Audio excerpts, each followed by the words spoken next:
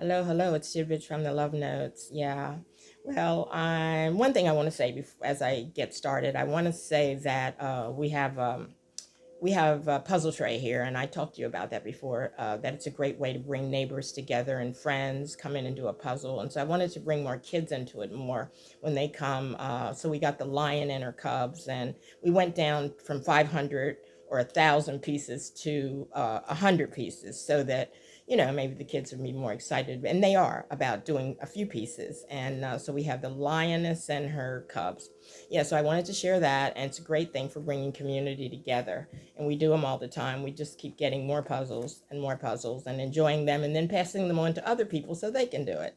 So the text today comes from Hebrews 12, 26, 29, which states, God will shake the earth, and the things that are eternal will last, and the things that are not, like temporal things, like our houses we idolize and cars we idolize and money, things that we think are so important, and we don't have time to do stuff for other people because we're so busy building our treasures in money and homes and whatever, that those things are gonna not be lasting so long. So that's the basic kind of simple story of Hebrews 12, 26 to 29. So the message today, and I heard this message at a service, and then I just sort of dummied it down for me, and it's, what do we want to lead our lives? What do we want to lead our lives? What do we want? Well, we want truth. For real, for real. We want truth. And we see things going on in social media, and we hear people talking and running up to us saying, did you hear this? Did you hear that? You go to the store, people are talking about, yeah, I heard them say this, and this is true, and they're going to bomb the country and the motherland, and this is going to happen, all kinds of things. And we don't know what to believe and what not to believe. We just really don't. And we cannot want to fit into that. We cannot pass that kind of stuff along. We cannot pass that on, that truth. Because it's not truth. We don't know what's true and what's not. We must not pass it on, and we're not wanting to buy into that kind of way of thinking. Because what we need is a solid authority. And our solid authority is our loving God. As we see and hear things that are unkind, that are things that are mean, and things that are divisive, hateful, pull people apart, talk about one race is better than another, and some races, their skin color is dirty skin, and just terrible things that destroy community.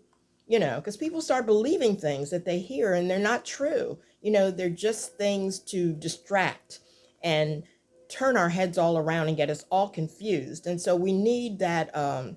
We need a loving divine authority, and because we need truth, and that authority that we need to follow is our loving God and his son, and that promotes faith, that promotes truth, and promotes community, and bringing people together and loving one another and being forgiving.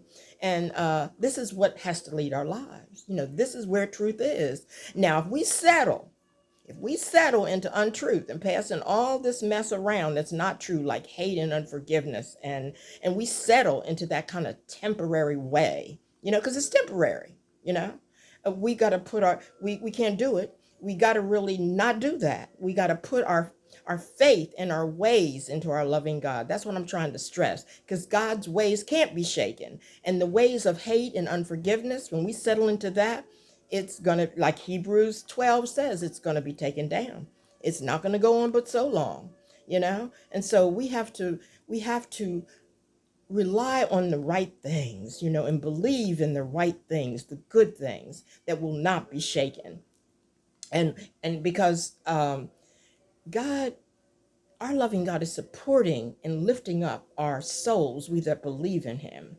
And our souls cannot be shaken. God's words are very stable and firm, and that's how he wants us to be. So we have to invest in that and stay in that. We who believe in that, believe in that, and continue putting our faith and hope in that, and lean not toward false authority, because it's going to be removed. The things that are of the divine authority will be here, and we can count on that. And that's what we need. That's what we need to lead our lives. And we have to put our authority in that faith, and because faith is strong, and it's not something that's going to leave. We just have to reverence it. We have to basically reverence it and be thankful that it's there, because that gives us something that we can believe in that is divine authority, and it's important. And then we can pass God's love on to others because we know it's divine authority, because it's truth and it comes from a good place. Yeah, and we know it. We know it when we hear it.